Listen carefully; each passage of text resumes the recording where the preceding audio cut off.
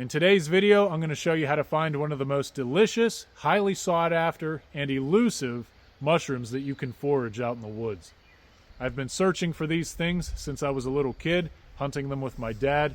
I was a picky eater back then, but morel mushrooms are one of the few things that I would eat and really enjoy. They are that good. If you've ever looked for them before, you know just how hard they are to find. They start to emerge in early to mid-spring. It's a little early in the year here in western Pennsylvania where I'm at, so I haven't found any yet this year. But I'm going to take you on some hunts that I went on last year in the prime of the season, and I'll show you some tips and tricks along the way that'll help you find more. In this video, we're also going to be testing out a couple things, like does a thermal imaging device make it any easier to find morels, or does it even work at all? It's something that I've heard people say before that works, so figured I'd test it out myself. Same with mushroom hunting glasses. We're going to see if these work as well. So join me as I hunt for this delicious forest delicacy. These tips I'm going to show you are kind of specific to my area in Pennsylvania and the surrounding areas. So your area might be a little different. So I'm looking for a few different things. Damp, loamy soil, kind of loose soil. You don't want the soil to be too hard or compact. You want to find an area with really lush green growth where plants like trillium, May apples, bloodroot, wood nettle, stinging nettle, trout lilies, where things like that grow. The temperatures have to be right. You want the ground temperature to be somewhere around 50 to 60 degrees. I do best mid to late April and early May. A few days after a rain, and places where other mushrooms grow. And moss, that's a good indicator of damp soil. But you don't want the soil to be too wet. And secluded places, like if you're in a public area, you want to go deep into the woods where nobody else goes, or at least where very few people go. I like to hike as far as I can in the deepest, darkest parts of the woods. And you want a good walking stick so you can kind of push the brush aside.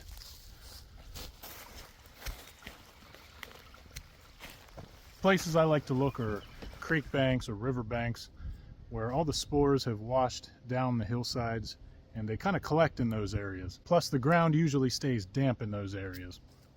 Morels have a symbiotic relationship with the roots of certain species of trees.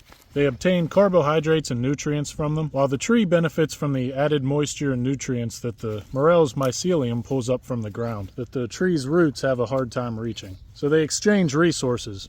Certain trees that I'm looking for are tulip poplar, hickory, black cherry, sycamore, white ash, and my number one favorite, elm. But more specifically, elms that are in the process of dying. If they're missing some of their bark, that's perfect. If they're missing too much of their bark, might be too far gone, might not be any morels under it. So it's got to be in kind of the perfect stage of dying. So there's a black cherry there. I've never found too many around cherries, but I do hear that they do grow under them. So I'm pretty much hunting trees.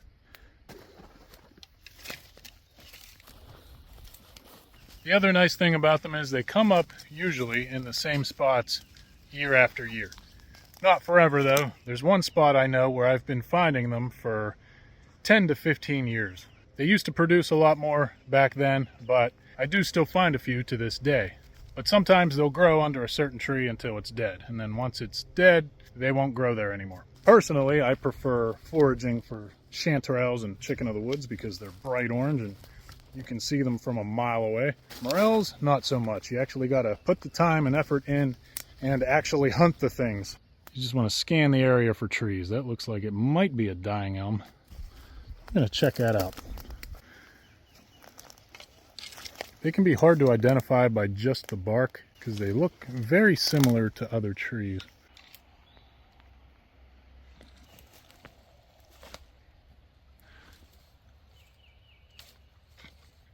Also, there seems to be a lot of grapevines in the same areas where I find a lot of morels. Not sure if there's any science behind that, but that's been my observation over the years. One way to identify elms is sometimes their roots will be exposed. Kind of like this. They kind of fan out right over there. I spotted it from a distance. You can see the bark is falling off. It still has some of the bark on the tree, so There's another dying tree over there. Not sure what that one is yet, but we're gonna go check it out.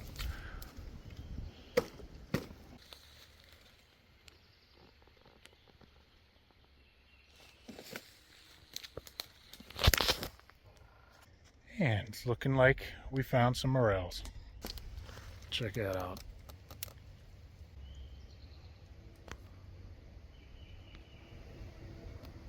There's one there too.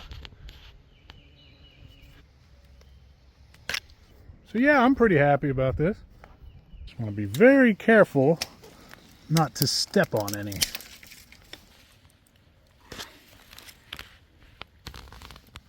Before I pick these, I like to tap off the spores.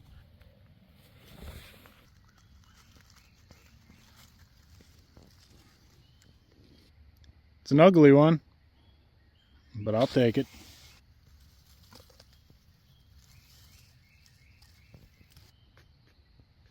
When you find one, you just want to stop, take your time, and scan the area. It can be hard to find in this thicker stuff, and a lot of times you'll miss some. And here's a good example. I must have stepped over this one about 10 times, and I didn't even see it.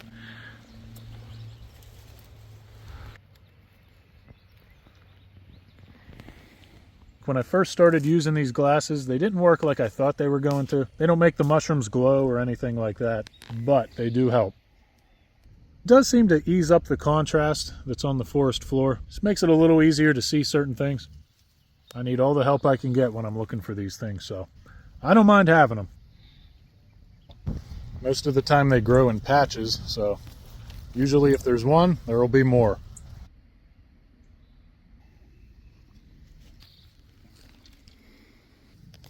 Wow, and I didn't even know there was one under this leaf.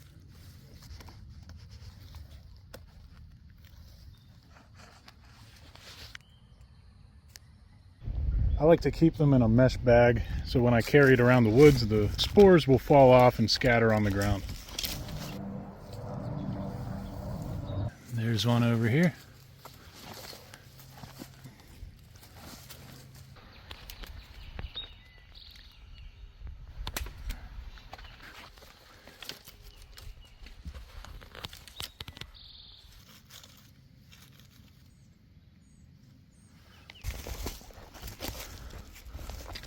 They're not going to be under elms like that have been dead for a long time. Only the ones that still have some of the bark on them.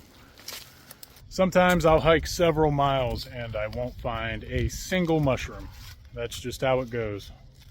So don't expect to go out into the woods and just find all kinds of them right away, because most of the time that doesn't happen, at least not for me. Ramps, also known as wild leeks. They taste just like a cross between onion and garlic. Very, very strong flavor. And a lot of times where I find these, I'll find morels in the same area. You know, I always think these are morels when I first see them. Some pheasant backs. These are good to eat too. Perfect growing stage of this too.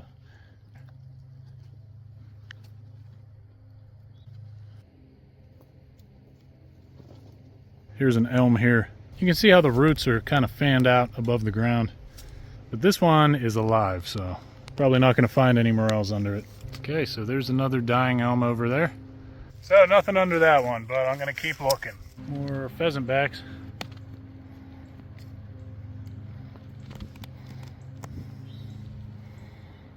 The only problem with morel hunting is it's very addicting. Once I find a good patch of them, I don't want to leave the woods until I find more, until I can't walk anymore, whatever one comes first. I'm trying to get down to this creek bottom. It's a little steep.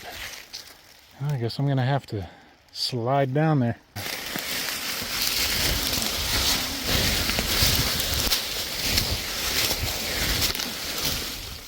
Whew. Made it! A lot of times you'll find them, these sandy creek banks.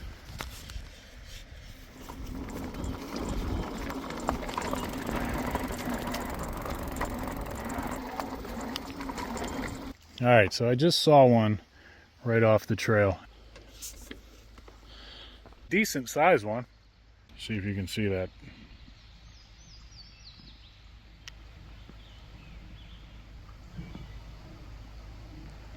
So there's the mushroom, and there's a sycamore right over there. So I got to be very careful where I step as I'm walking in here.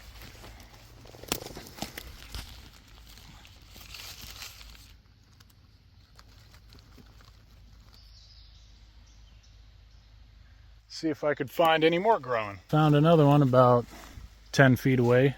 Just look how good these things blend in. There's the glasses.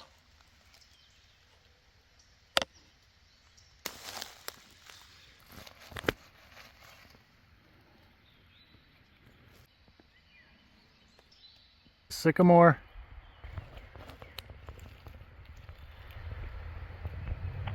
Morel. There's a morel right there. I could check 100 sycamores and not find a single morel. But every now and then, a sycamore will come through for me. They like damp soil, and so do morels, just not too wet. Not too dry, not too wet. Somewhere right in between, but more on the damp side. They're very particular.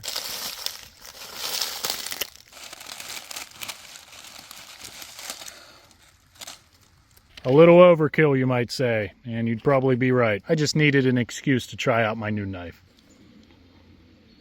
So I'm finding morels scattered all through this area, so I'm going to look through here really good. Make sure I don't miss any.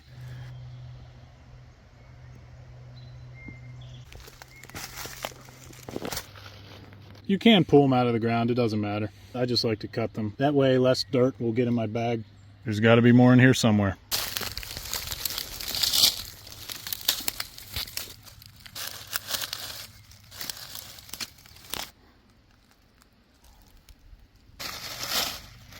Might need a chainsaw for this one.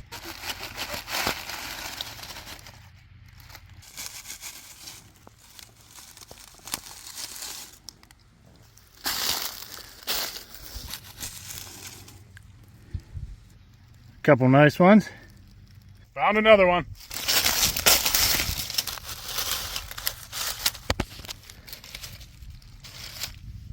Cool. Let's keep looking for more. Forgot my bag. I wanted to try the rattler out today. I've always heard that you can spot morels with a thermal imaging device. I have the thermal set to white hot, which means that the warmest objects are going to be more white in color, while cooler things are going to be dark gray and black.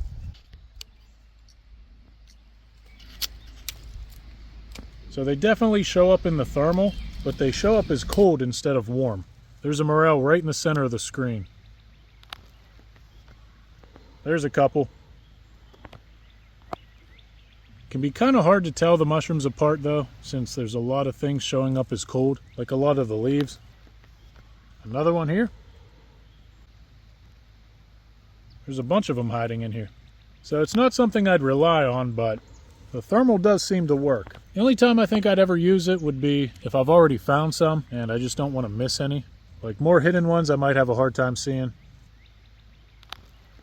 So what you're looking for with this is, instead of looking for heat signatures like you would when you're spotting animals, you look for cold spots. And sometimes the cold spots will be the morels.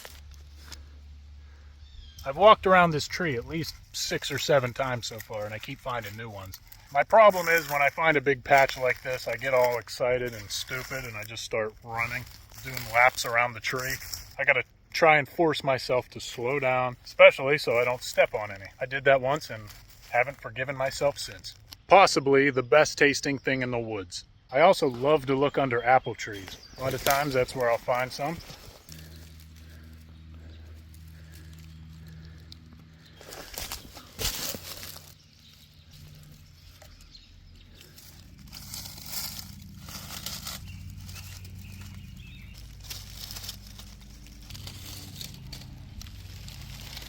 Just some small ones I'm getting behind my house. Got a bunch of them hiding under the leaves here.